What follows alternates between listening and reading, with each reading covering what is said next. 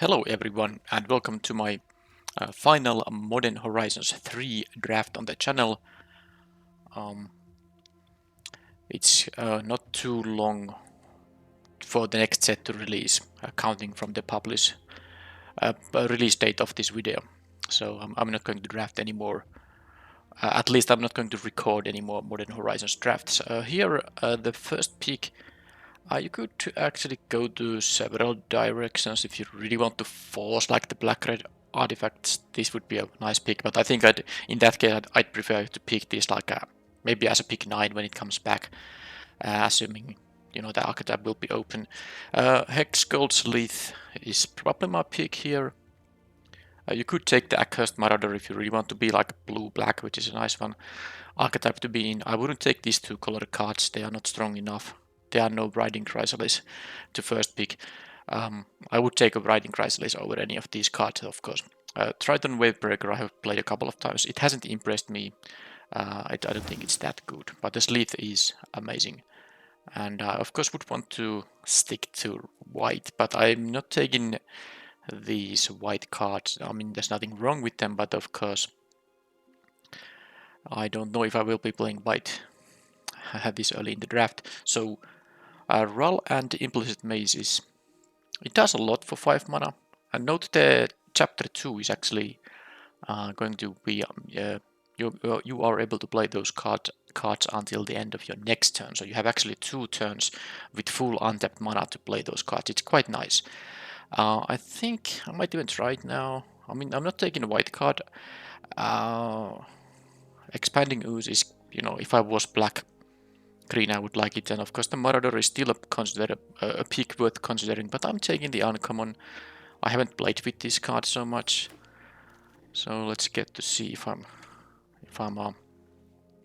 able to get some action out of that card.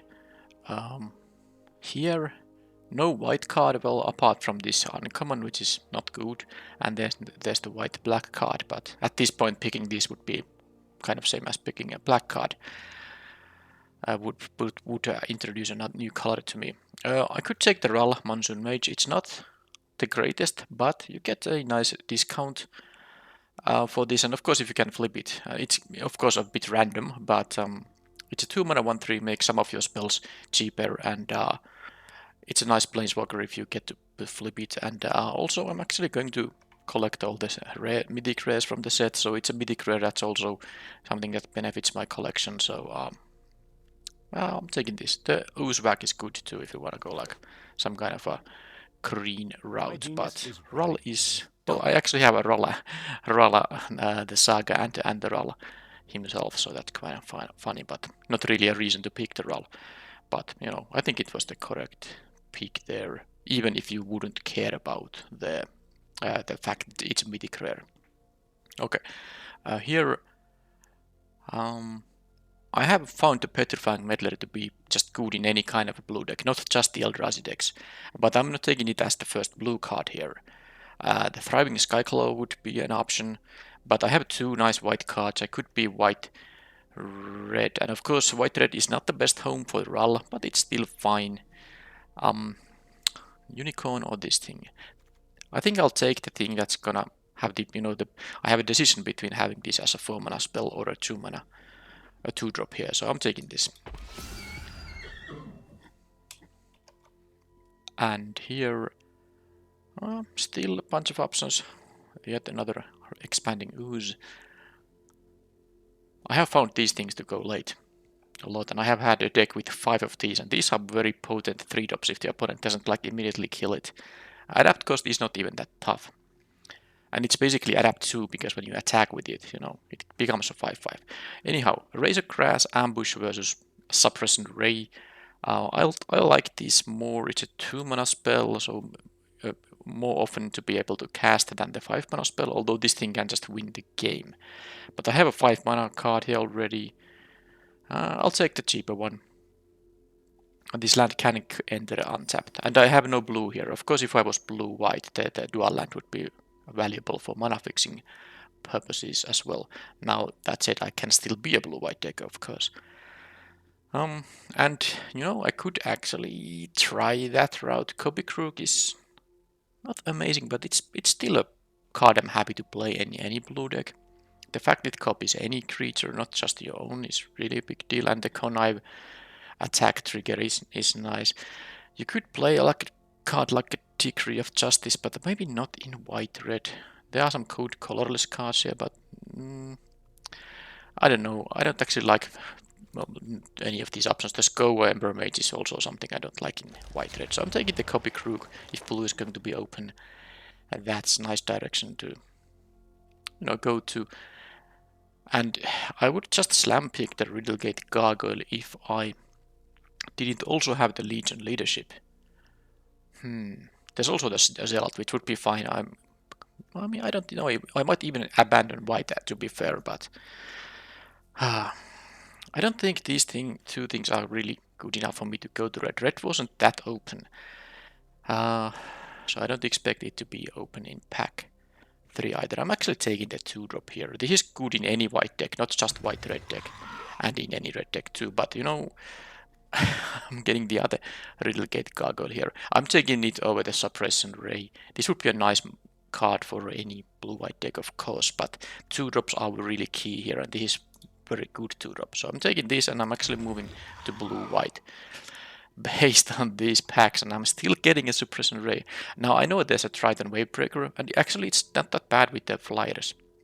But I'm still taking the Suppression Ray. This is such a nice, I win card when you are an aggressive deck, which this, usually is when you are blue and white. All right, I'm taking this. Also, it figures my mana. All right, no one picks these expanding oozes. I don't think I'm really going to go for a nesting grounds, but like it's technically possible. Let's pick it. It's not the greatest card, but actually the fact it gives me energy can matter for this and also for the Suppression Ray. Okay, so I take it back. This is actually a card I'm somewhat happy to play here. Okay, I might try the Wavebreaker. I think peak 12 is the correct, position for picking it. It's not that great, really. What do we have here? Dog Umbra, Razor Class, Ambush.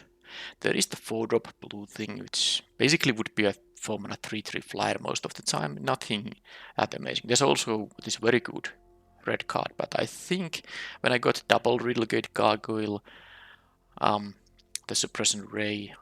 Well, Suppression Ray can be played in red-white too, of course. You don't need blue mana to cast a spell.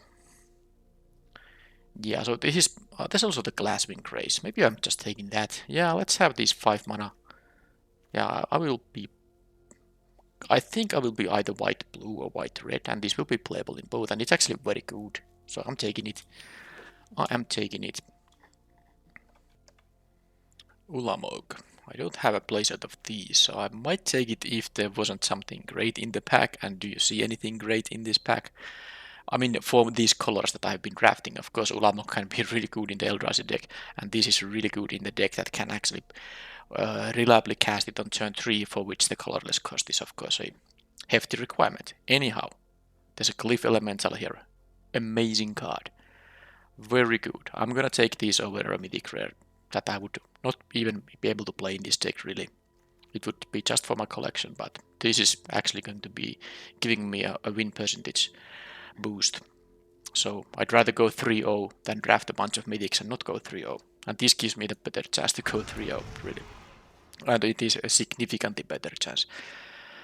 Alright, Metastatic Evangel, pretty good. I don't know if I have that many +1/+1 counters, which are the nicest thing to proliferate, but you can still proliferate energy, which I definitely will be having. And this also, has a target painted on it, so the opponent will use their removal on my 2-mana spell, which I'm happy about.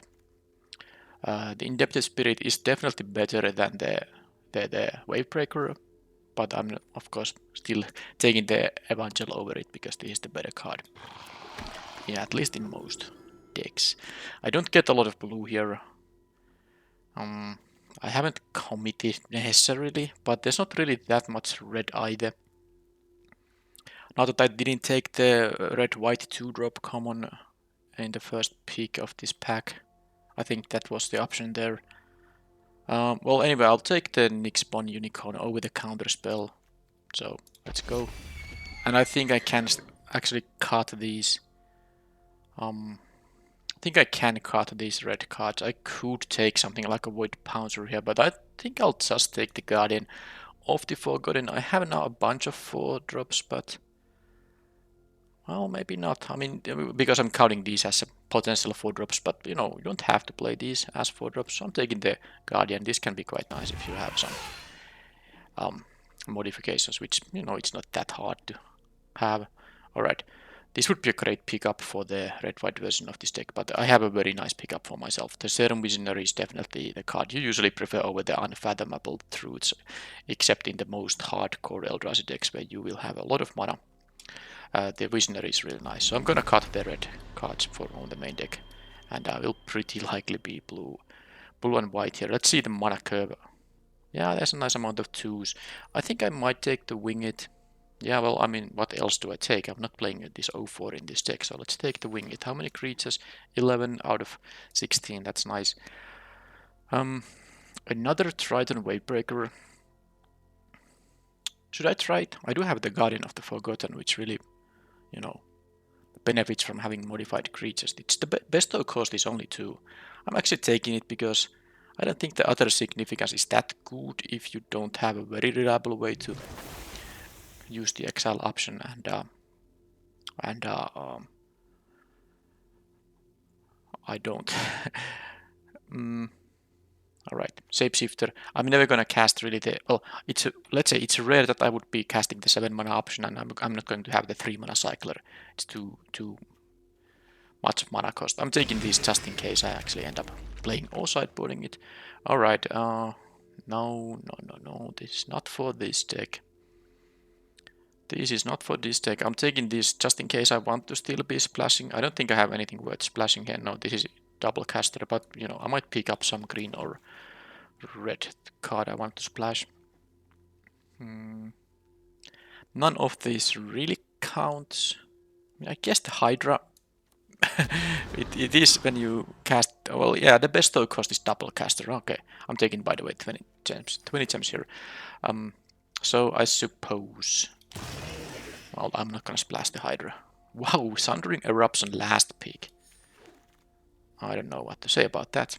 Wow, there is a Amped Raptor here.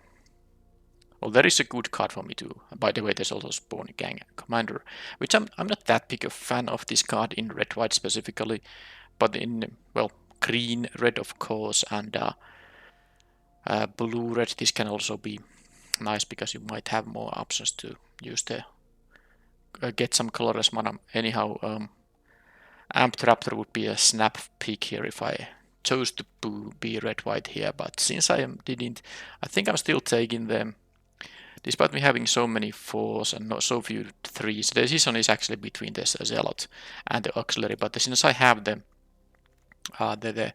Evangel here, this is such an amazing card with the Auxiliary, so I want to enable that combination, and I will be picking that particular card over the 3-drop. Now, it's going to be an Hex Gold Slith, but I wouldn't mind, you know, a bunch of other these options: Suppression Ray, Hope Endercoatl. This is a land that actually fixes my mana.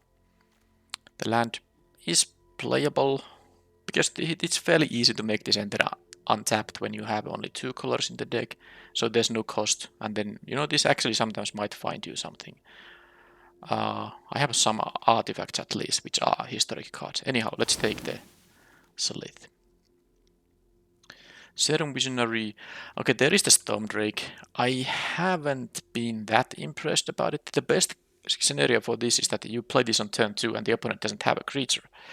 But when they do, you have to make the switch and you are gonna give them a 3-2. I don't like it. This Enchanter is nice, you know, land spell as well, but I'm gonna take this for mana curve reasons. I wanna have good 3s, and yeah, I don't have enough of them. And this card is good on turn 3, and it's good on later stages in the game as well. Alright, this might be a deck that could play the Shrieking Drake. Return a creature, not a permanent or anything, it's just a creature. So maybe not. Nyxbone Unicorn is the thing I'm comparing to Expel the Unworthy, because the peak will be one of those. Do I have enough removal? I actually don't have a lot of removal. I have 2 of these unicorns, so I'm actually taking the removal spell just to have some ways to deal with annoying stuff. Excuse me. This pack is good. I wouldn't mind to tune the narrative, but Thraping Charm is nice, Auxiliary number 2 is nice. Both of these spell lands are good. Alright, how to make the choice? I actually think I should maybe take the Disenchant Land. Or should I just take the Auxiliary? This is such a good one. I mean, maybe I don't play the Shapeshifter and I can play the Photo. Fine, I'm taking this because this is such a high impact card. It really is. Alright, I think I'm taking the Bant Land here. Well, I'm not splashing for any of this stuff. So it's basically a decision between a land that actually fixes your mana and 20 gems, and the decision is, in this case, the mana fixing land. So I'm not going to splash for a red thing, which means I'm not taking the land. Strict Serenade. Desperate Sideboard option. I don't think I'm caring about the Tamiya meets the story circle in this kind of a deck, so I'm taking the 20 gems, and I'm not gonna sideboard it in though, but it's 20 gems. Alright, now there's an actual choice. There's a land, but I don't need the mana fixing. I have this thing, I have this thing. I'm not gonna play the Nesting Grounds. I'm taking the Tempest Harvester. And okay, I got the Zealot, which I'm also taking over the landscape that fixes my blue and white, but I don't need the fixing. I think I have enough good mana here, and this is an upgrade to the deck, even if I'm going to cut something to make room for it. Right, here I don't think I'm gonna take the Knight. Yeah, I have actually 8 targets for it, but the point is I don't want to have a 5-drop. I'm taking the landscape, and I have enough cards here anyway, so I don't need really... I don't need it. Alright, I'm taking the Scurry of Gremlins, and now I have to admit I didn't see this in some earlier pack, because that is definitely a splash-worthy card. I'm gonna take the uncommon over the common for a vault value, because I'm not gonna splash this thing, but it's pretty late. Conduit Goblin. I could have been red-white too. So yeah, I don't know what pack had the Scurry of Gremlins. I really don't know. I don't know what I took from that pack. This was worth considering a splash.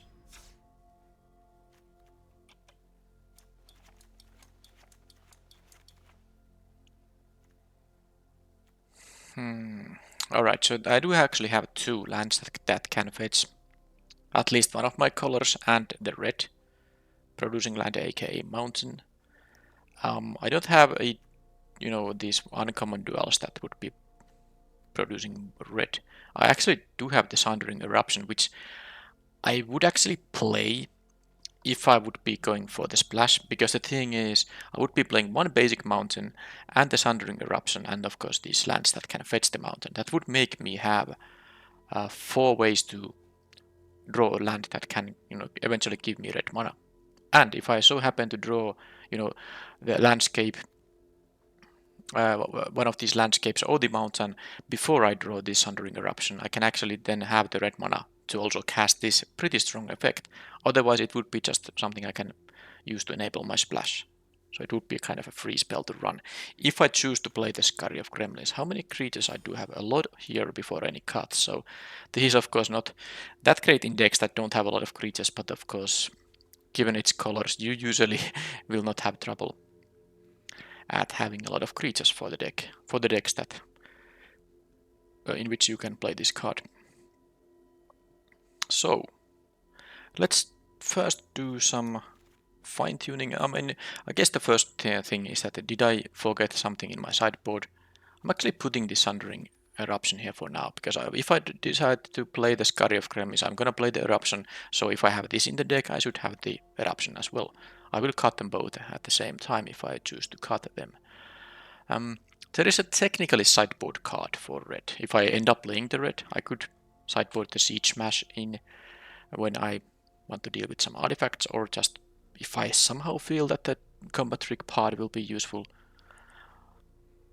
So yeah, this is just too much to give them a 2/2, and it has to be an artifact, creature, or planeswalker spell, so they can play an enchantment, and they can play an instant or sorcery which you couldn't even counter.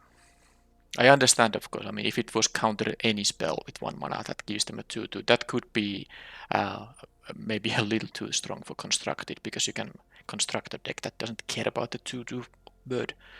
Alright, so these 4 lands, assuming I'm gonna splash this thing. So that means I'm kinda at 17 lands, but whenever I have 4 of these modal double-faced cards that are lands and spells, I'm not going to just replace lands. I want to prevent both Mana Flood and Mana Screw, which means that I will be usually playing these plus, I mean, if I have 4 of these, I usually play 15 other lands, so I will have 19 lands, but also I will be having 25 spells. So it's easier to have it's less likely that you will have either a Mana Screw or a Mana Flood. It works both ways. Right, anyway, I think if I'm gonna go for the Scurry of Crimson, it's kind of tempting because I get to play this Sundering Eruption for free. I won't be always having the mana for it, but there's a chance. In some games I will have. And it's a big deal because you often can just win the game only because you have this card and no other card helps you. And you know, I have lost that way too. So that I have had a complete board control and the opponent hasn't got any attacks, and then they cast this and I'm like, okay, I lose. So I actually want to try the splash now because I did pick the lands that help to fixing it, and I can easily cut the corrupted shapeshifter. The only useful mode is most often gonna be the 3/3 flyer. The modalness of this option is not so good here because this kind of deck doesn't really care about the 012 or the 005 either. So this is the worst card in the deck. I think I could cut one other card. There's the Wing It, but I haven't. I guess I could play the Wing It. I really like the flying counter. It also has Scry 1. It is a nice little combo trick. 2 mana tricks definitely are more difficult to cast than the 1 mana tricks. Most 1 mana tricks are just pretty good to run in most decks where you have enough creatures. But 2 mana tricks you have to kind of evaluate them a bit better. That do you really want to have it? But I guess I could in here. I can make something like the Guardian of the Forgotten fly, the Hex Code Slits, making these guys fly is fantastic. I'm also on the fence about the Trident Wavebreakers. I think they are the worst cards, but how about the Prowess? I have only 8 non-creatures, and it actually does count also these things, so I don't have that many of them. I will be playing the Copy Crook. I think it's totally reasonable card to be played. Yeah, I'm going to cut one of the wave breakers because the games where I draw like 2 of them early will be often miserable. So I'm gonna start with one of these. And this is also the kind of card I will be cutting when I'm figuring out some sideboarding. I don't think this deck will be sideboarding more, but there's a chance. Sideboarding that much, I was trying to say. But there's a chance a Siege Smash will be sideboarded in some matchups. But anyway, this is the deck. It's still 17 creatures. Blue cards, 9, 18 white. So yeah, that's not quite balanced in there. But I need blue early. I have the Relegate Gargles and the Tempest Harvester and the Serum Visioners. And I have a double caster. So yeah, I do need to have a kind of like an even amount of blue sources compared to white here. Which would be a problem because I have, even though I'm splashing, I have some fixing here that helps me there. I even have the perfect, landscape which fixes all my colors, both main colors and the splash color. Anyway, this is the deck. This is the main deck. I mean, it most likely will be the deck in most of the post sideboard games too. All right, I'm playing one mountain, and then of course I will be playing this because this is a plains or a mountain, and this is plains or an island, and this is anything I want it to be. So 11 other lands. I won't be playing the Nesting Grounds. I know I have some cards that will pick up counters, couple of area auxiliaries, but I don't want to make my mana that bad. So this will be the non-basic lands, and remaining will be basics. Well, I already have a basic here, but you get the point. So I won't be needing any red here, and let's just count the white. That's 3, all of those. That is 6 that can produce white. 7, 8, 9. I feel like 10 would be nice. And then for blue, let's go blue. This thing doesn't get. So this is 1, 2, and 3. 4, 5, 6, 7, 8, 9 at least. I don't think I need 10 necessarily. I do have in the end, you know, this kind of a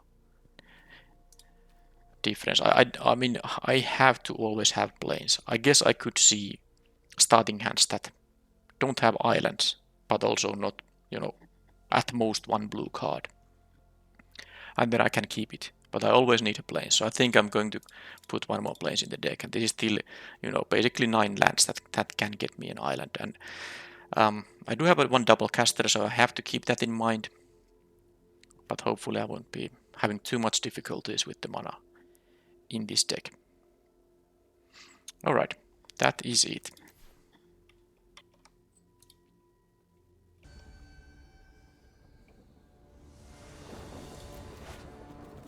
Okay, that is a very nice hand, because I can have a turn 2 Tempest Harvester and then turn 3 bestow it and play a land.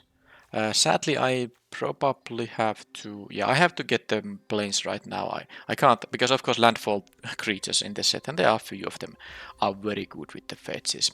But I don't want to gamble on drawing the planes, so I'm gonna just fetch it immediately. So I can have my nice curve out here.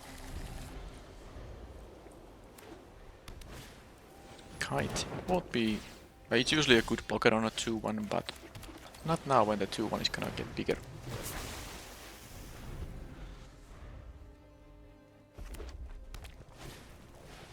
Alright, well they have the great start. I'm happy I was on the play, because that's... Oh, they actually use up energy right away. They didn't need the haste, they only did it for one extra damage, which is scary. They probably have a lot of energy. But at this curve, if I would be facing this curve on the draw, that would be annoying, but now I maybe have a fighting chance. I do have a nice 4-4 on the next turn coming up. Yeah, I'm not going to use the looting here, and I wasn't expecting them to block. Besides, even if they do block, you know, this is still a 3-3. And they might have the aura for this, that, you know, the pacifism is of course the greatest answer. No anything with haste here. Oh, they're gonna do the tricks with their reliquary, but... Okay, maybe it's fine. Because, I mean, I'm actually ahead in the race after this turn. We will see how good stuff they have with the reliquary. They had to take one turn off of impacting the board, but they might have some good synergies like Scurry of Gremlins.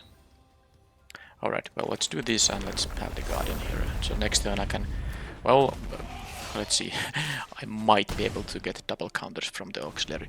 Now, yeah, the pacifism effect is the greatest against these bestow auras, and but this card is good enough that I'm not gonna sideboard this out. But if I see a pacifism, you know, Dead Dog Umbra, what's the card called, I will definitely sideboard out the other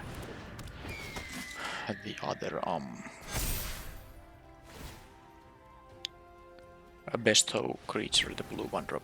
Okay, so I'm taking 6 here, so I might be dead on the next turn. I have a wing it here though. Of course the opponent will be dead quite soon too. That's not really useful right now, but I have options here. I can... Now this thing has vigilance, so I can actually make this participate in blocking with the wing 8. So I don't have an aura... I don't have a land drop here.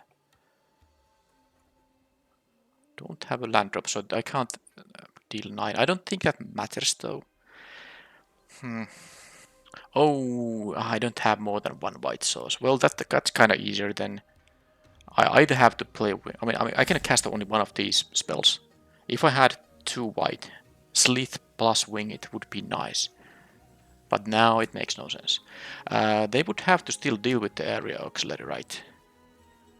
And still, these are not even lethal by themselves. Alright, this is the better way. This is gonna give me the win on the next turn. He's going to give me the win on the next turn if they can't win. I mean, not guaranteed, but they would have to be very, very passive with their next turn. if they cannot win through this board. But I have a ground blocker for the goblin, and the auxiliary can do blocks in the air. So even if they deal with the auxiliary, I guess that's 5 in the air. They don't have energy so far.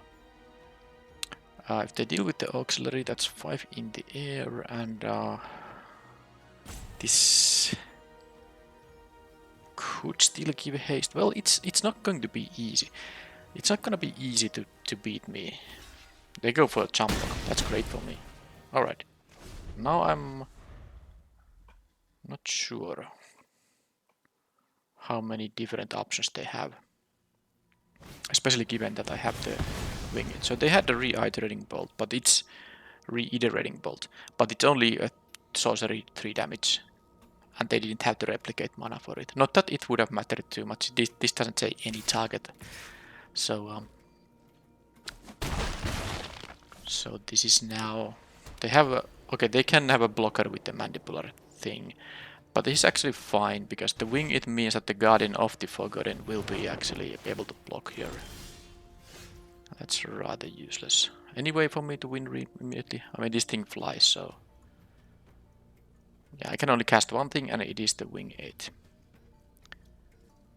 But the fact this guy has vigilance is quite nice. I wish this had, so I could actually use the looting ability, which would be useful now for sure. Now you know, bestowing this thing isn't gonna do anything, so let's not bestow anything. Let's attack for a... put them down to 3. Sadly, this is not lethal, because they would be going to 1. So let's hope. I mean, they have a win if they equip. I mean, but they don't know about my tricks here. But they might be forced to do the equipping here, because that's probably the only thing that... I hope that's the only thing they can do to try to win this game. And of course my wing, it will make it so that they will not be winning in that case. They can equip either of these guys. They leave a ground blocker mix, which makes sense, but of course if they cannot now, they can save their area auxiliary, but that's not going to really help them much.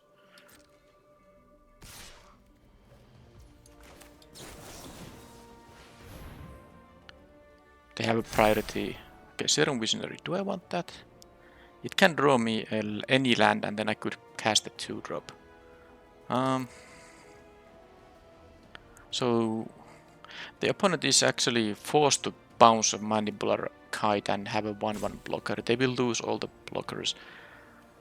I think I have time for this. Scurry of Gremlins would be... Yeah, I mean, the only other... I would have to top deck a red producing land to win immediately with the Scurry of Gremlins. And I have only 1 mountain and then the other thing that enters tap. But I can pay 3 life to make it enter untapped. So 2 outs basically if I scry this to bottom. I'm gonna keep this on top. And I hope... I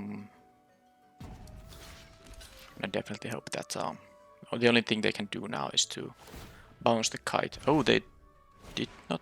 Oh, they had yet another kite in their hand. Alright, I understand now. I understand, but they are forced to block. And as long as they don't have hasters, and even if they do, you know, I have a flying vigilance creature that can block.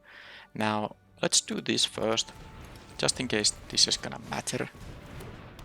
This is the card I'm gonna play anyway here. Alright, so Copy Crook. I mean, it's not a bad one to draw after the planes. So yeah, let's do that.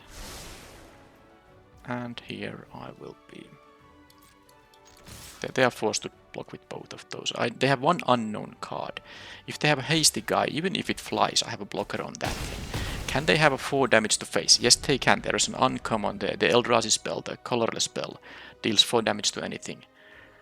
Costs 3 mana, or 1 mana if the opponent controls a multicolored permanent or creature.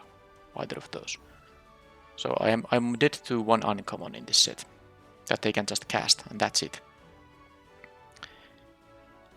Any other way makes me win, because I can actually also bestow the Visionary. Well, anything. I can bestow anything, and my Visionary will end up having at least 3 power, aka will be lethal. Okay, now they can bounce a kite. Alright, so they are tapped out if they don't have a land. And if they have a land, then I have full information anyway, because, you know, I know the remaining card there. So, let's cut the... I mean, this is just winning.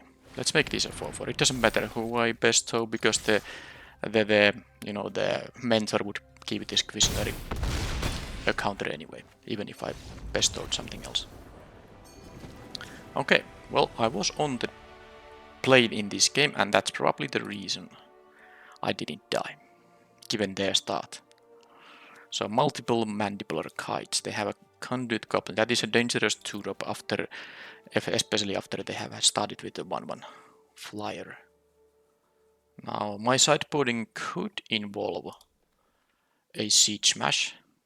It's actually not so bad. It deals with the kites, it deals with the reliquary if it becomes a problem, and the combat trick part, it's not useless. The only, you know, thing speaking against sideboarding it is that I don't really have that good mana for it, but I think I might do it so that the Triton Wavebreaker goes away. It's not that great of a blocker. I don't need to enhance my guys that much, and they might still have the pacifism aura. So I have to be careful about my bestow creatures. I'm not gonna cut the rest of the bestow stuff though. And then I'm going to 2, 3, 4, 5. Yeah, this is now 11 lands that produce white. So I can cut 1 plains here, I think, and add 1 mountain to give me a little bit more ways to get the red one out, because I'm going to add a red card into the deck. This move would maybe be nice if it was a single caster, but since it's not, I won't be bothering with it. And this is too clumsy. 4 mana for a 3/3, not great, even if it flies. So this is the sideboarding.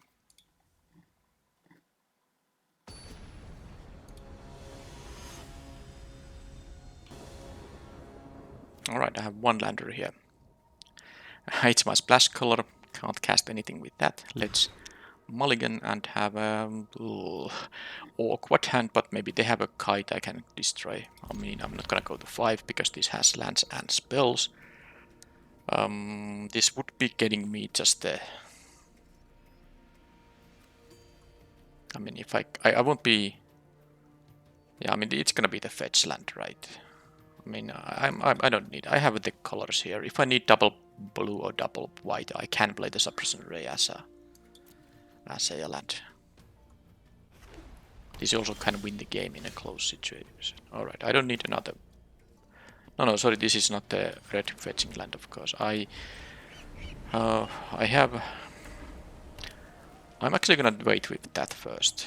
Although I might get one of my 2-drops that cost blue and white. Alright, I actually made a mistake. I thought I'm gonna fetch, but I was then thinking that I don't need if I want to have a double white or double blue, because I mean I might draw a plains or an island, and then it makes very easy to choose this. But since I might also draw the 2/2 flyer that costs blue and white, I'm gonna do this. And double white casters, I mean I have more white cards in the deck, but I don't have double casters excluding kicking this, and I don't think against this opponent I need to kick it a lot. But I do have the copy crook here, so I guess... Well, this is double white too, but it's a 5-drop, so I'm gonna actually take the island here. And okay, I'm gonna play this in case I have a target for the siege smash. It destroys an artifact. They have nothing, so if they have the reliquary here on turn 3, I'm absolutely going to... Well, scratch that. I'm not gonna crack, even if they get a token, I'm not gonna, of course, use the siege smash on that. Alright, I get all my lands now. I will have any land I might want to have. So, sadly, that also means I have no play for this turn, so... Let's get our planes with that thing. I'm gonna start the game by turn 4/4, and since the opponent missed their... okay, that's a good... I actually... Wow, that's great. What I was saying? I was saying that...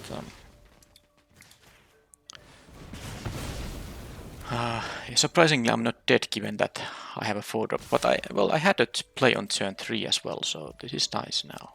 But yeah, usually you're gonna be dead against these kind of decks on the draw, with, you know, a 4-drop being your first thing. Yeah, let's get the planes.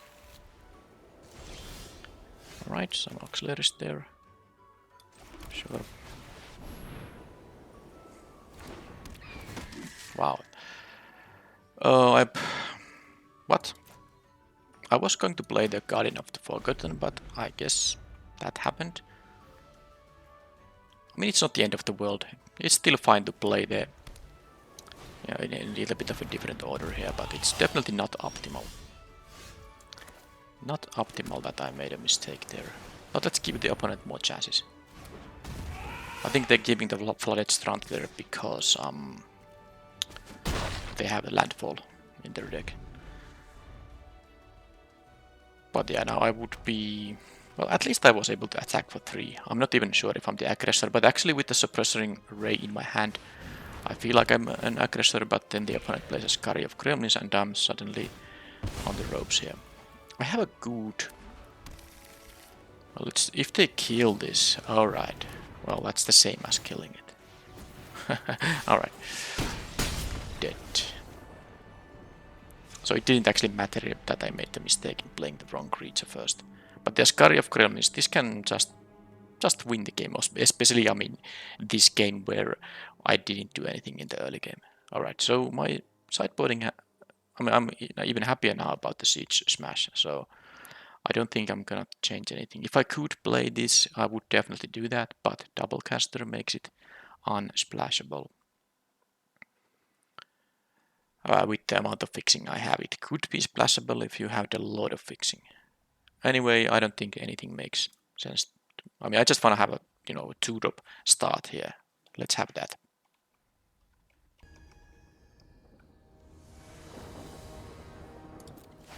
Play first. This is a 2-drop start. And a great one here. I'm gonna wait with this. I might get another way to get red, and this will be such a good card. And if I need to pay 3 life, it wouldn't be great against such an archetype, but I mean, there's the option to just pay the 3 life if I need the mana immediately. Hopefully it doesn't go to that. Alright, this is fantastic now. Although they have a Dog Umbra. They have a Dog Umbra. If I... Yeah. Although this thing can loot. So is it worth it? There's no way for me to sacrifice my guys now, is there? I'm actually still going to do it. I fear that they have a Dog Umbra. And then it's really annoying to bestow this thing. So what I'm gonna do, I'm just playing the Glyph Elemental and I'll play the land. To make it a 3-3, and it will be a 4-4 on the next turn. Because I'm going to play this if I don't. Alright, as you can see, I'm the smartest player ever. Yeah, this is much better outcome. They won for 1 here, but that's fine. Gatekeeper, let's do this. Why not? Copy Crook. Oh, it can... Well, I don't know how good it is to get the Glyph Elemental there. What is good though is to... I could loot immediately. Then I can ditch the island and play this as a land. I won't be playing the Auxiliary, I'm just playing the Slith this turn. So since I'm not attacking into this guy and I'm not playing the Auxiliary yet, let's get this looting going on. And that's not a bad one.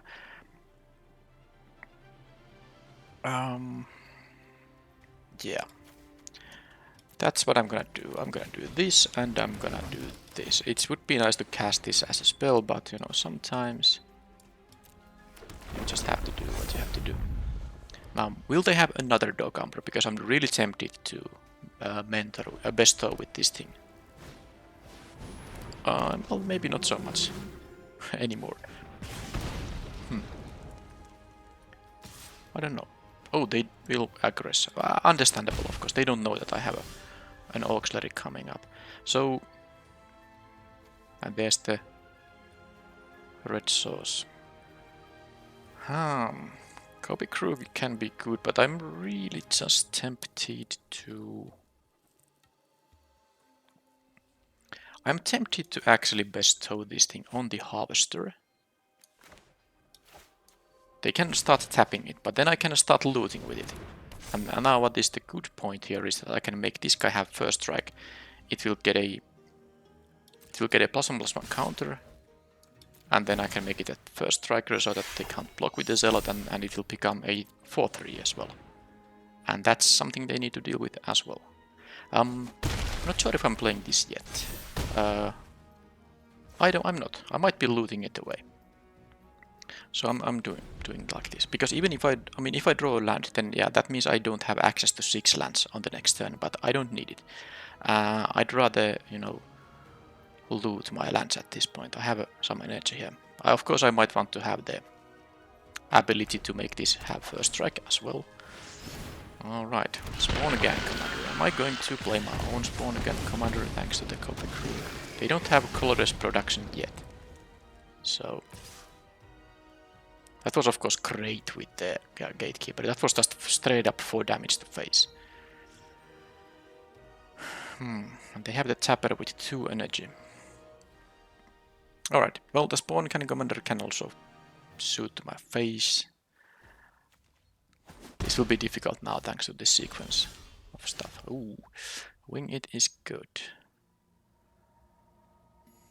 But realistically, what's gonna be my play this turn? Do I want to play the auxiliary at this point, or just the copy crook copying? Okay, no, I'm not going to copy this. Of course, all the Eldrashes have cast triggers. I knew it. It's not the Siege Gang Commander, which would have an ETP trigger. So yeah, copying this with a copy crook would be a very foolish thing to do. But I can even choose to get like the Zealot. So if I want to pre-combat something, so let's see, if I make this into a 5/4 pre-combat, well, that makes their blocks worse. They are gonna, well, actually they are not going to even tap this guy because the mentor won't work currently.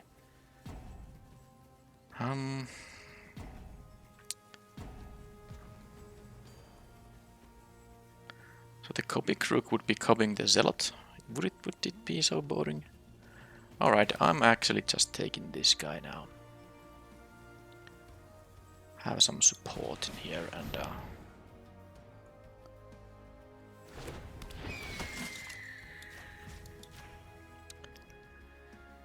let's see what they are gonna. So they're gonna tap that. Well, I'm gonna respond by looting using an energy there. Don't need the island. Okay, I'm really short on time here. So now there's no need to give it the first strike. I might just be dying too, but if they jump block here, it's fine. It's 2 less damage here. And if they don't, they go to 6, and I might have a chance to win with the Wing 8 here on the next turn. Do I need to play this? There's a chance I want to play the Copy Crook and the Wing It on the next turn. Alright, I'm actually playing this just in case. But I'm now afraid they will have a Scurry of Gremlins and I will immediately lose. They're gonna get so much energy that I would lose. That's with the fetch land is also horrible. And I think I will be losing. Okay, that's... I don't know anymore. Do they have a land drop? Yes, they do. Not a fetch land, but I think that's enough to beat me. Yeah, my Wing It would have been very good here, but... all of these will be... this is too much damage. And they can even throw, these tokens to my face. Alright. As long as they attack with everything, but they do have the landfall ones. I really hope that they just ran out of their gas, but the fact they had this or Scurry of Gremlins means that I'm just immediately dead, so let's not waste our time. Yeah, the Spawn Gang Commander after the Gatekeeper. 4 damage from that combination alone. Yeah, they had the Dog Umbra for my great start. I had a great start in here, even though I played around the Dog Umbra. It didn't matter now.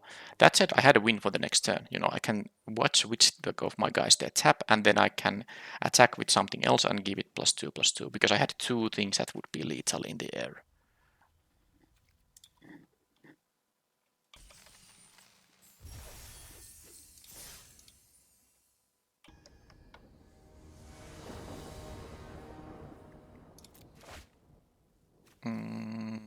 Yeah, this is nice. I'm going to leave this because this is a higher impact card than this one. I'm gonna play this as a land. I don't know about that red deck. I don't know how good the 3 damage will be. So I'd rather have the card that can. I mean, sometimes you just win the game because the flying or the life link or both of those things matter. Right, I don't mind drawing the land because I wanna have the copy crook available too, and I would be totally happy copying the visionary if they are, Of course, it's risky to play it if they have open mana, but if they tap out on their turn 3, I am more than happy to copy my visionary. Alright, I don't need another island.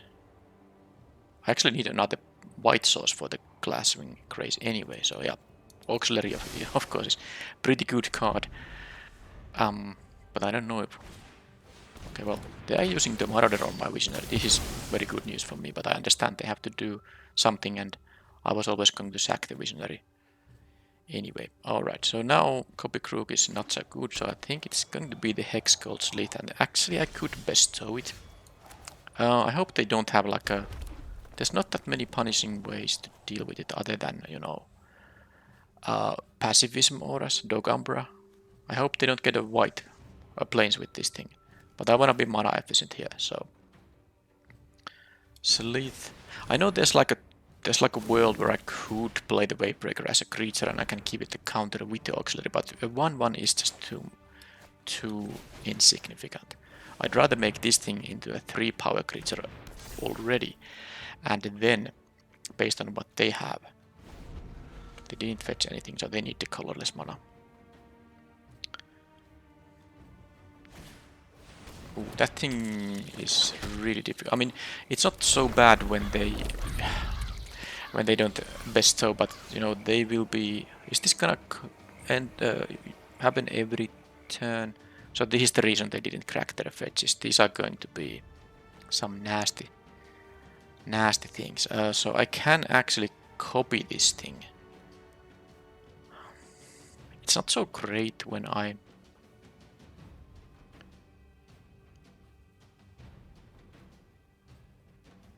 don't have more than 1 land here. I will get a bunch of 1/1s. Now, I think it's better to just copy something like the area auxiliary. Yeah. So they're gonna get more... I mean, I guess I have to give this guy... I'll have to wing it if they go for some kind of a multiple block, but... Oh man. Let's play the land. I mean, I have 1 timeout, but this is difficult now. I chose to not copy this thing. It just doesn't do enough. I could just have it wing it here, immediately, but that's the worst decision I could make. I'd rather use this auxiliary here now, and maybe I'm just going to use the energy. The problem is with energy they will jump block it with 1 token. If I don't give it first strike, they can triple block it. They will lose all their tokens, but I will lose my Slith. I don't want to lose it. So, well, I don't have any need for the energy right now, so let's just give it first strike. They will jump block it with 1 guy now, because I have 2 ways to make this guy fly. That's why I chose to make it like this.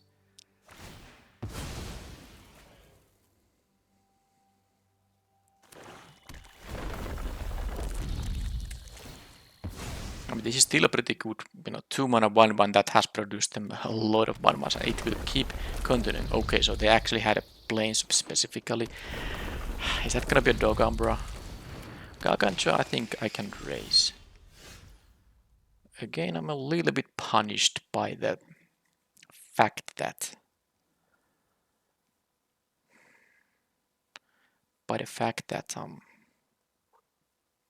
I have only 1 white mana, and I can't even copy Crook if I use to wing it, but I think this is going to still be This is too good to play as a land. I have a lot of white ways to get white mana, so this will be a great pickup. I think it's time to actually use the wing it trick now. I mean, there are two options here. I can just pre-combat do it and deal this prowess will trigger. It will be 7. They will take 10 damage. The other option is that I'm gonna let them double block with these 1/1s, and then triple block I mean, and then they will all die. And I will have a flyer and they're at 17. So is it worth dealing 7 damage so that they lose the insects? That is the question. I think I have enough. I think I have enough going on in here that I'm going to allow the. It might be a jump block too, but in that case I can play my copy crook. Yeah. If they jump block, I can play my copy crook, copying probably the auxiliary. Yeah, they go for that. Well, that gives me the flyer then. Not optimal use of mana, but I will have the flyer now. Flying counter is permanent. Visionary. That allows me to dig into the white mana, and that allows me to double spell on the next turn. Not with the copy crew, of course. But I can play a Sleuth Visionary. This is now 7 damage in the air. So the 1/1s aren't gonna matter that much. They will deal some damage to me in the ground, of course, but that will take 3 of the mana. So a lot depends on whether they're gonna be able to deal with the Hex Gold Sleuth. The auxiliary is not that fast of a clock by itself. Cursed Wombat, not so dangerous. Not yet. Alright, so there is a good chance in here. I'm going to start with this guy. And now hopefully next turn I have the Glasswing Rays up. I will. Oh, I have a red mana here. So I can actually cast this. I draw this, I cast this and draw this thing. Not that it matters, but it will matter if they have reach guys specifically. Against flyers it doesn't matter. I don't know how relevant the energy is, but let's see the mana situation. So I'm gonna play the Sleuth now, I'm gonna play the Plains, I will have 6 lands on the next turn. So I can do... This is 3. Okay, so I can't double spell on the next turn regardless, so I should actually keep the tune, the narrative on top of the deck.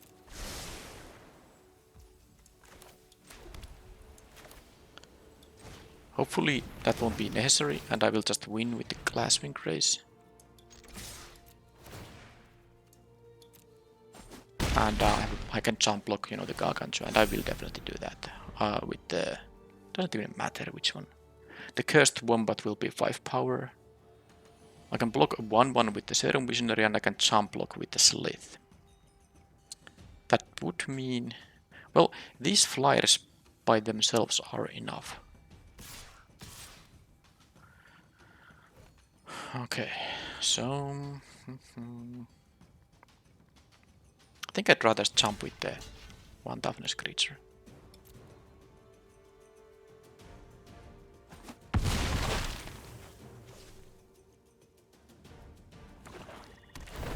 So if they have a reach creature, that won't matter. Because I can, you know, use the thing that's I can draw with the tune, the narrative. Oh, they're gonna gain 6 life, draw 6. Well, I mean that only makes it so that they still need to deal with all of my guys. You know, that's good for me. Nethergoyf, alright. They are tapped out, but my damage output isn't quite enough. It's close, by the way, because this thing has prowess. Because I can cast a tune the narrative, and then I can cast the other thing. Both are non-creature spells triggering the prowess. So this is 7, 10, 12. So they have 2 life points too much. Okay. Is the copy crew going to help? Don't think it is. I mean, I can get an area auxiliary, but I can also get Disciple of Rayleigh, but I don't really want to sacrifice my things. I need them for blocking duty. They are, by the way, thinking about their discard options.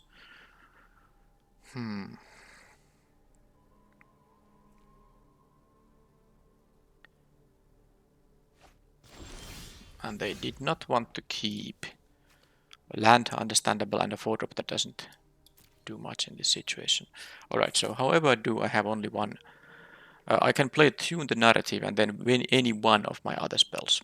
That's the situation. Well, I'm going to get the prowess trigger anyway. I guess I could, you know, protect this from some kind of discard, but how many discard effects there are that let them choose a card from a hand? I don't think there's many. So, well, let's do this anyway. I guess I can redo the math quickly. I don't have more timeouts. This is 5-11. With this, it will be 12. They can't block, but they add 2, and I won't be winning with that. Same. Is this gonna help actually? 4, 7. Oh, did I not count that this is a possibility? This is a 4, 4, 4. Yeah, this is exactly because I mean they also don't have any. Why didn't I think about this? Why am I so fool? I somehow thought that the eruption is gonna be better, but you know why it isn't? Because all that the eruption would have done is that it makes the serum visionary able to go through. But this does the same while adding +2/+2. The other math with these things, one prowess trigger and you know these were always gonna go through. This was same.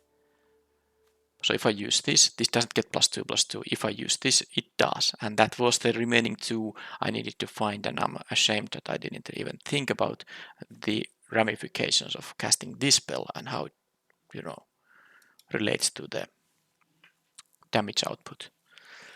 Well, the main thing is I didn't mess up, and I found it early enough. So black-green. I don't think there's gonna be a lot of artifacts, so I'm not going to sideboard in the Siege Smash. I guess I can play my one Wavebreaker here. The +1/+1 and the prowess can sometimes matter. It is fairly cheap to use, you know, as a creature and as a aura anyway. Alright, this is gonna... There's not going to be any sideboarding.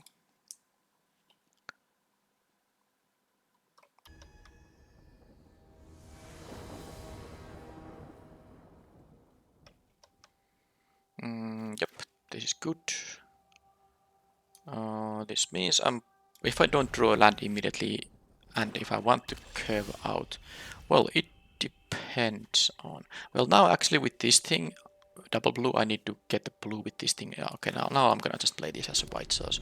I can go 2-drop, 3-drop, and I think it makes sense because I have the area auxiliary. This is a nice one to have as a bestow option. But let's see if I draw another 2-drop. Well, I did, so I can maybe bestow with this. Do they have the -3/-3 or something else that deals with it? They have a priority, so they have something. If they have a -3/-3, I find it hard to believe they wouldn't use it, but of course they might have a reason to not do that. I'm very happy about drawing this, of course. So that thing is 1 turn too late. Ooh, Cliff Elemental with fetch land in my hand. Jeez. Bestow. Wow, what a set of draws. And these 2 draws were so great. Okay, so I need a blue to make this castable.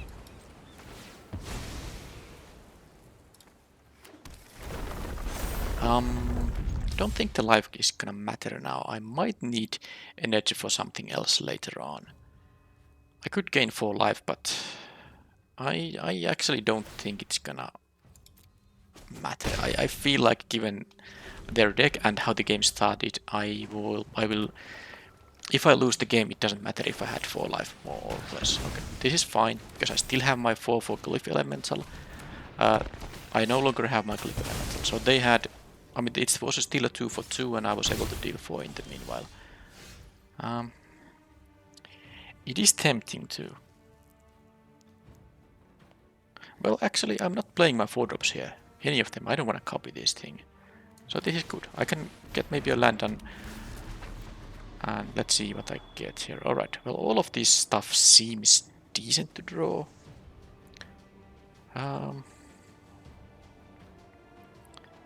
Do I want to operate at 4 mana? I mean, this Sundering Eruption is really good against them. Most of their creatures won't be able to block it. They have very few flyers. Black can have some rare flyers, maybe. Well, some common too, but not that many. I'm just thinking, can I afford to play this? Is it gonna hurt my mana development too much? I think I can afford both of these. Do I want to do... I mean, next turn I'm going to play... I have only one white source, though. Alright. I guess that makes it easier, even, to play the Tune the Narrative. I cannot double spell on the next turn. I will not play the Sundering Eruption yet, because, you know, I know I'm not controlling a land. Well, okay, that was maybe a little bit wrong, because now I could have played it so that I will not have to take the 3 damage, or the 3 life loss. A payment of 3 life. They have a... what? They did splash for white, so they have a Glyph Elemental. Sadly, I don't have a... Sadly, I don't have a... Pacifism aura, even though I have these colors. So now I'm getting a little bit punished. I was thinking that I don't need to play this land, because if I need to play a land on this turn, I know I'm not drawing one, so I might as well play the same thing. But of course this means I have to take 3 life loss, which I don't like at all, especially now that they have the evasive creature. I'm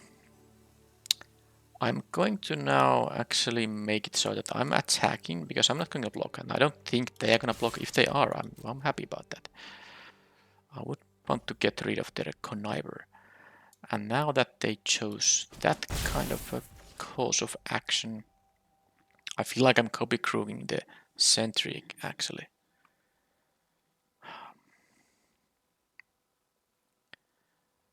I mean, this 3 life will matter now, because they get to raise me, but I mean, I made the mistake. I have to still make the best possible play in this situation, and I think playing the copy crew is one. The other option is to play the Slith and use the Tune the Narrative, and then play this as a tapped thing. Actually, it's not bad with the area auxiliary and wing it. I'm gonna make it different choice now. I'm gonna play this as a land though. And I mean, I don't have to use the Tune the Narrative yet. And also, this thing can give me the lifelink.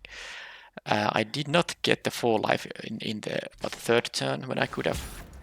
Now I definitely would prefer to have it available, but I will be using this. This triggers whenever any of my creature attacks. I don't have to attack with the gargoyle itself. Okay, well, there's a target for the plus, my red spell that destroys artifacts. A very good one. Okay, Plains is very good, but I think most of other stuff here is not so good. Now that they have this pretty good set of stuff. Yeah, I cannot attack. I can play 2... Yeah, I think I'm losing here now because of my decisions. If I would have... Well, I didn't take the 3 life loss here, but I could have 4 life more now and, 2 energy less. Alright, so how to actually do it? I mean, I think the copy crook just seems to be still...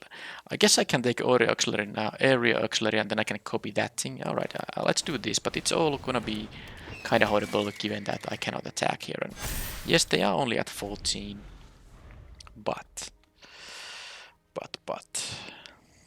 I'm taking a lot of damage here. I guess I might be able to block the sentry. Maybe they don't have a land, maybe they don't connive into a counter, but we'll see. Okay. They didn't have a land, which is of course sad as well, because that means they have spells in their hand. Or they wanted to keep a land and connive. So I could double block and only lose one of my guys. I mean, if they have a trick, I will just lose. But if I take 9 damage in here, it is horrible. That said, I can play like a wing it and a gargoyle, and it will give me a bunch of life. But I think I don't think it's gonna be easy to win So I'm doing this, and I don't want to offer the auxiliary them. So let's hope they don't have a trick or kill spell. I'm just happy if that sentry dies. Doesn't seem like that's gonna happen though, given that. Okay, well that did happen. They were just thinking of which they want to, leave as a blocker. I mean, which they want to survive. That's gonna give them 6 life and 6. Alright, 6 cards.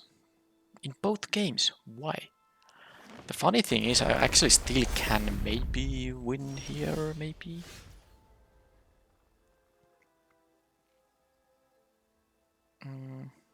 Okay.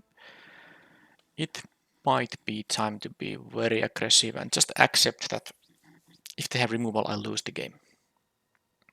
I'm also not beating this. They might choose to equip something and then I'm in the ropes. Because I drew the land which allows me to wing it and copy crook. Yes. Copy crooking the auxiliary. Wing it the serum visionary. And I just hope I don't take 11. But I will just take 11 damage if... Sorry. I touched my mic if that was an unpleasant sound. I apologize for that. Alright, so let's see. I will have a 3/3 blocker in that case. I block whichever doesn't trample. So they can have this like a 10-10. I will be losing if I have only one blocker. Darn. So the next best thing I think is to have the Riddle Gate go. Okay, I'm going to... No, I can't do both of these things. Darn. I don't have triple blue. I wish I could have done this Copy Crook and the Gargoyle. Well, I guess in this case the next best thing is to do... Okay, I will need the life here. Oh, they have something with 1 green. I don't like that at all. But this is the only thing I can do here now. Let's mentor up the... Doesn't matter, the auxiliary here. And hope they don't... Oh, they can have the +1/+1 reach and death. That's disgusting. But it is what it is. Yeah, I'm gonna attack with both and they can double block if they want to, and on the visionary that is. That's fine, I'm gonna gain life. This is gonna get lifelink. So yeah, I can trade with the Glyph Elemental. Okay, there was not the thing that... Maybe there's the +1/+1 indestructible. Yeah, the dual land. Yeah, revitalizing. Okay, sure. I'm still at 16 here. And I cannot win on the next turn. And sadly, now that they have the Glyph Elemental here, they do have... Yeah, I think this is just too much when they do the Dreadmaw into the Frailest thing. It's such a nice thing to do. So too many cards, too much life. And they already have the Glyph Elemental, which is, doing wonders. I killed the first creature. They had enchanted, but of course they still have the Glyph Elemental here. So I have to just take the damage. They didn't equip, by the way. They could have. Well, that wouldn't have been lethal, so I understand they'd rather develop more stuff or kill my stuff rather. Repurposer. Okay, let's see what they still have 4 mana remaining. Familiar.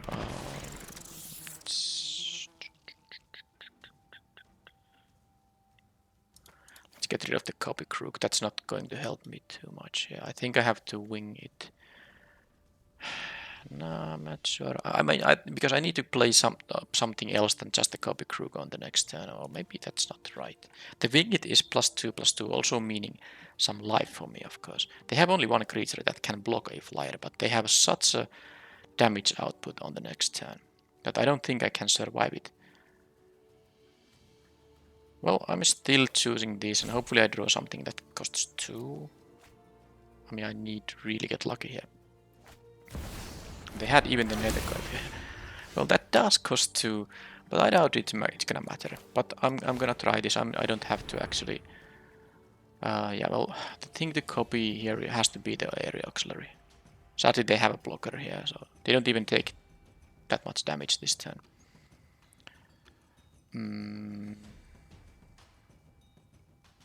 With the Nethergoth being the last card, it's horrible. Let's have the auxiliary anyway. These things get some counters, and I will get to use the mentor here. They don't even take the 10 here. They otherwise would have, but they found the flyer there. They block, makes sense. Why take a risk? I could have I even have the trick that gives my guy, you know, first strike and doubles its power. That would just make me win the game.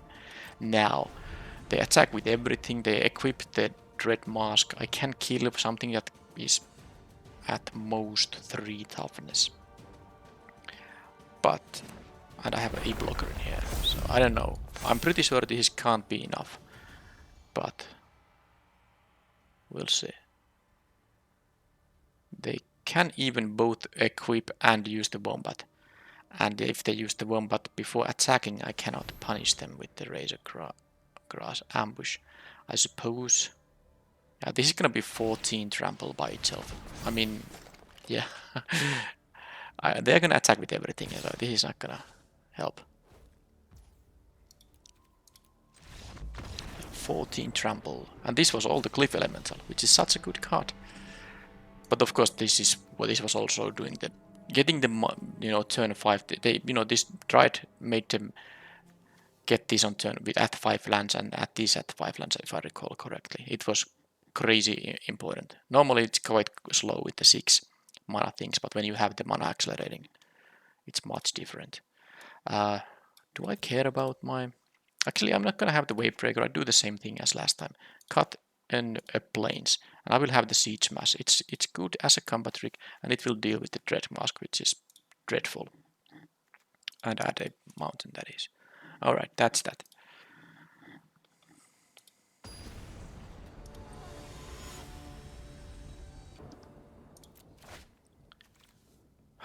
Where I mean, my deck has a lot of 2-drops. This starts to be annoying. I have had the good starts, of course, but this... Look at this one. 3 lands, all colors, 4 spells, 3 of which are 4-drops. Cannot keep this. I mean, this has to get one of the untapped white sources. There's not a lot of them, but I'm not gonna go to 5. Alright, this might be a bit unfortunate way to end the recorded video, unless I draw literally a white producing land, which I did. Okay. There's a chance, because now actually I can play this on the next turn and the Copy Crook. Yeah, well, now I'm not gonna... I mean, if I can still lose the game, but it's not no longer because of a bad starting hand. Of course, they do have the removal for it, so I don't like my chances that much now. Alright, no more lands. Actually, getting a conniving Ridlegate Gargoyle isn't bad either. Just please don't, opponent, don't remove it. It is of utmost importance. Okay, they have a good one here. 1 mana. Okay, they have the... Okay, I wanted 1 planes, I drew 3 back to back. I mean, fine. Do I want to start gaining life immediately? Again, I don't think I want to. Because the thing is, just like in the previous game, if they can deal with my onslaught, the few life points won't matter. And as you can see, in the previous game, it actually didn't matter at all. I can gain more life for this thing. Well, only if I connive away lands, which non-lands, which I don't think I'm gonna do. So they had 1 answer. Are they gonna just... Are they just going to adapt here? No. That would be too good for me. That thing has reach. Yeah. I mean, that's just... They kill my good 2-drop. They have a great play on turn 3 that will be very good later in the game. And it combined with the Hydra, so that this actually is a... It doesn't matter, because this would be as good as a 3-4 right now. But I just have to go here like this. I mean, I might still find some instant speed thing that, you know, helps. Obviously I don't. I drew like all lands there.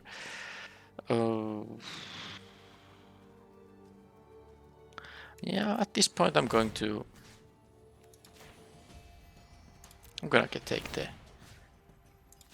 the 4 life here. Of course I will finish off the Hydra, but I lose my Conniver too. So might as well do it now. They are tapped out, so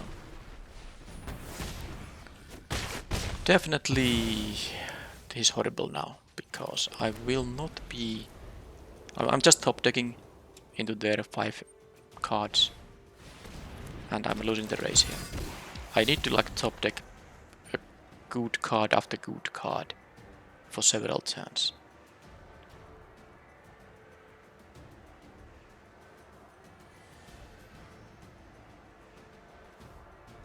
Yeah, I think I drew I have drawn 4 cards now. No, actually 5, but one of them was for conniving. That was a lot of lands and then the Razor Grass ambush. Well, that's not gonna help me now. I might as well use this energy. I don't think I'm gonna save it for the Siege Master to allow me to gain more life. I might have to just randomly give this +3/+2 and gain 5 life.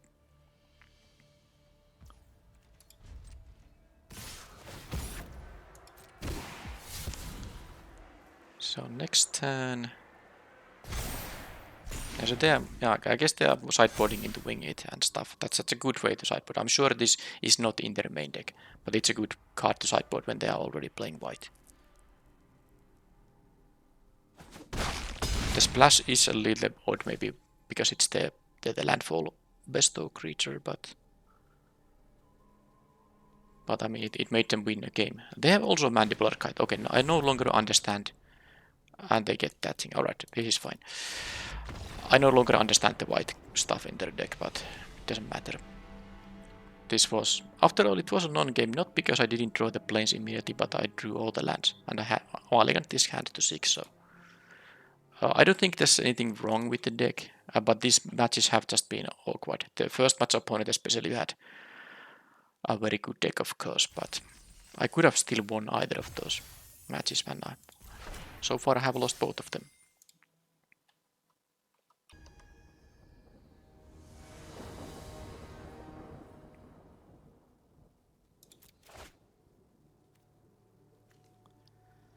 This could have actually been very good draw in some of the games.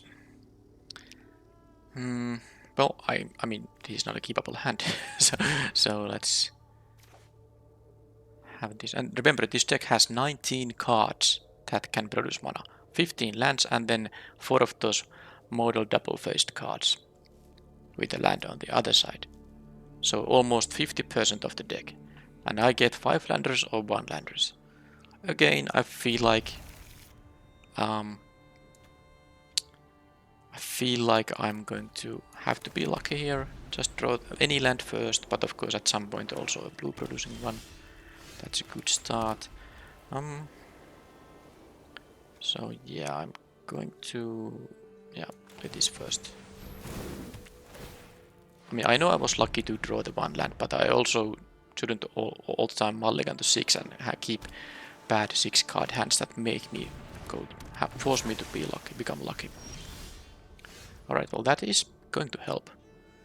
So here I will get more energy to proliferate into in a while, so I can use these 2 energy now and make this guy have a counter so that I can start the proliferating there as well. So let's do this, and now there would be a reason to not play the Evangel right now if I had a 4th land. So I could play Gargoyle now with a guaranteed Evangel into Gargoyle on the next turn. But it's not guaranteed, so I'm gonna do this. I have either way 2 creatures that are very good. Hopefully they cannot remove both of them. But I would like to get, of course, 1 proliferating out of this Evangel. They're gonna loot, are they? No. Blue-black. So they might discard the blue-black common that comes back from the graveyard. Snacker, or what's it called? And remember, I'm 0-2, so it's possible the opponent is 0-2 as well. So I hope that they don't have like a nuts deck that is still a good card to be discarding. Drake can rebounce that, and they get more energy. It won't matter too much. This guy isn't gonna able to attack, but I don't think it was that easily attacking anyway. Yeah, so I'm gonna get energy and a counter here. That's great. So first the energy, then I will proliferate. Won't be giving anything to them. This is the default option, so I have to give this guy first strike, but it's no big deal, because I don't accept a double block from those.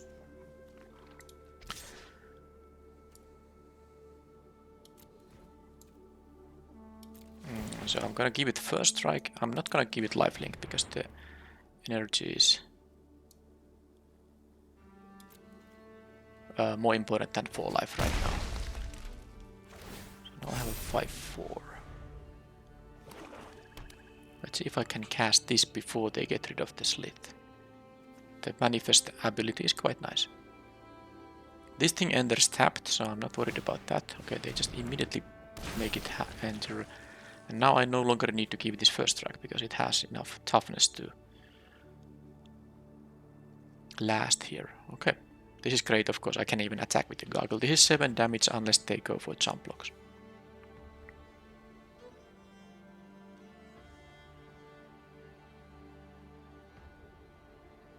Okay, they are deciding. Well, they probably are not going to attack with the harvester. Maybe they are deciding whether they want to loot now, but they already chose to return this, so I think they should have looted. Okay, they just deprived themselves of that looting information before making this decision. Good for me, of course. If I can enhance this with some kind of a bestowing or whatever, I could attack even with that thing. I'm not using this. I wanna proliferate here more, so let's... And of course I wanna have a 2/2 flyer on the battlefield.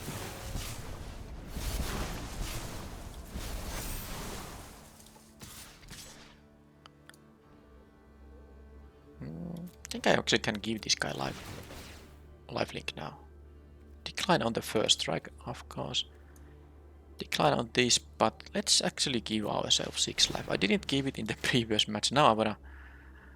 I mean, just in case it turns out being relevant. Because with the proliferating, and with this having such a good stat line, and the fact that I still can use the first strike ability in 2 attacks going forward.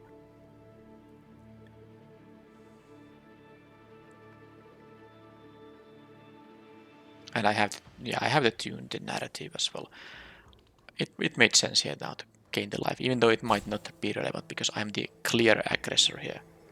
So the question is now, are they gonna go to 6 life or do they jump block and go to 12 instead?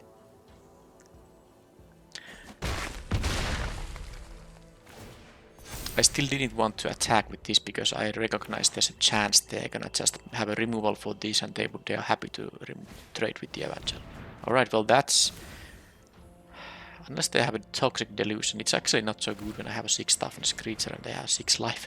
So, and of course they cannot have it on this turn. So that, draw 2 with 4 mana seems very odd when they have all these cards in their hand. And I don't see any other colors either. They haven't discarded the other colors, so... it was very weird that it was their best play. Alright, copy Crook.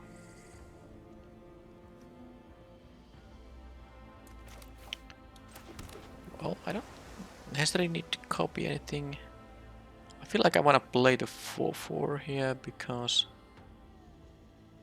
that allows me to... Okay, well, I understand they're doing that. I didn't have a lethal attack now, that's the thing, yeah, because they could jump the 7/6, trade with the 3/1 to go to 2.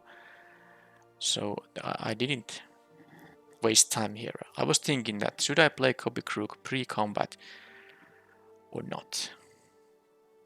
That was my decision there. And then, is this better? I think just getting another flyer might be better, but I think I should also be playing around Toxic Deluge. That said, they would be going to low life total here if they have that. So Anyhow, that's that. I don't think I'm gonna make any changes right now.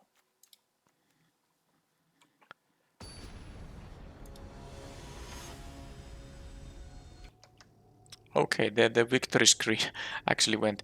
I didn't miss recording the game 2. The opponent just conceded, most likely because they were also 0-2. They didn't want to try to win 2 more games because you can only win a few gems when you go from 0-2 to 1-2. You know, you get 100 gems guaranteed, and then 250, and the same one pack if you go 1-2. So the opponent didn't want to waste their time with 150 gems. So I have now a decision, do I want to upload this video or not, because the match 3 was only one game, but yeah, so the opponent, I mean, they conceded, the game started and they immediately conceded, and I wasn't fast enough to resume the recording there, so you only maybe saw a glimpse of the victory screen.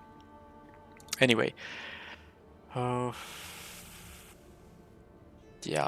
the thing is, I kind of planned this to be my last recorded draft. I don't want to cherry pick my drafts, but if if opponent concedes or disconnects and there are non-matches, then I'm more willing to scrap that video.